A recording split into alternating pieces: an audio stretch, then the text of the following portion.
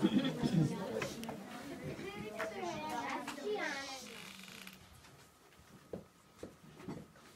Elijah Wright, and I'll be the police officer.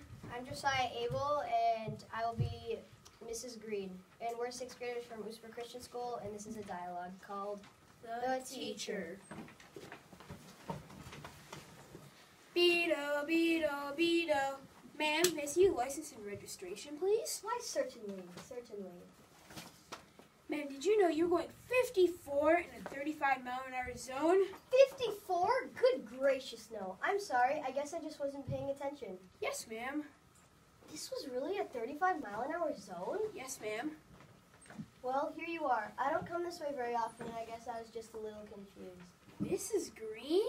Yes, dear? It's me, Al Prindle. Al Prindle.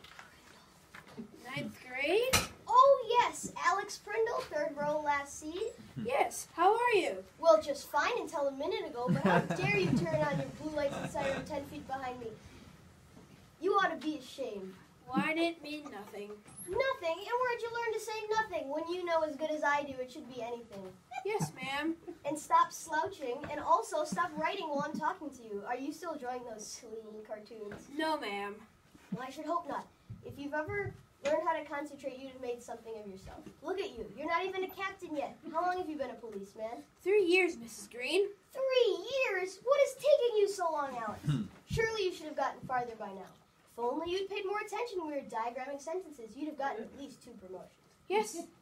Yes, ma'am. Well, nothing impresses people quite as much as good grammar. Now, what's this? A ticket. A ticket? How dare you? And look at this handwriting, Alex. How many times have I told you if you can't read every word, it is not worth handing in? Now, you'll just have to take it back and do it over again. And honestly, I wasn't speeding down the road. I was speeding. There's 2 E's in speeding. Yes, ma'am. Now, I've got to be going. There are other pupils who need my attention. You come by my school one of these days and we'll straighten this whole matter out. I'm afraid we'll have to. Oh, no. Spelling's much too important to rush. You come by my room and we'll go over the basics one more time. Yes, ma'am, I will. Well, it was nice seeing you again, Alex. You too, Mrs. Green. Fine. Goodbye. Playing the City Mouse. My name is Caleb Hine, and I will be playing the Country Mouse. I'm Elijah Wright, and I'll be narrator 1. I'm Josiah Abel, and I'll be narrator 2. And we're all 6th graders from Usper Christian School, and we will be presenting a reader's theater called The City Mouse and the Country Mouse. Adapted by Lisa Blau.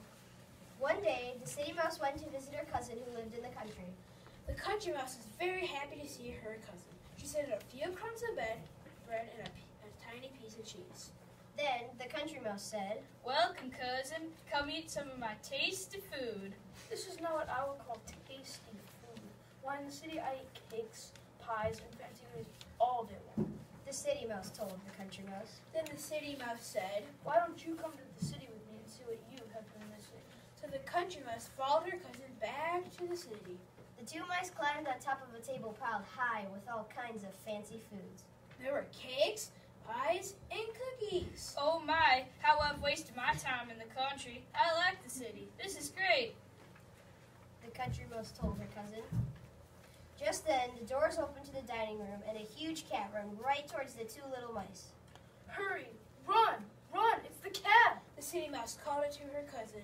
The 2 mice ran to the nearest hiding place. As soon as the cat went away, the Country Mouse said, Goodbye, cousin. You're welcome to your city life, but it's just not for me. I will be happy with my simple country life. Your life may be fancy, but it's just not safe.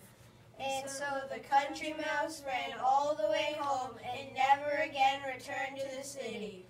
And today's fable has this moral. A simple life lived in peace is a better life lived in luxury and fear.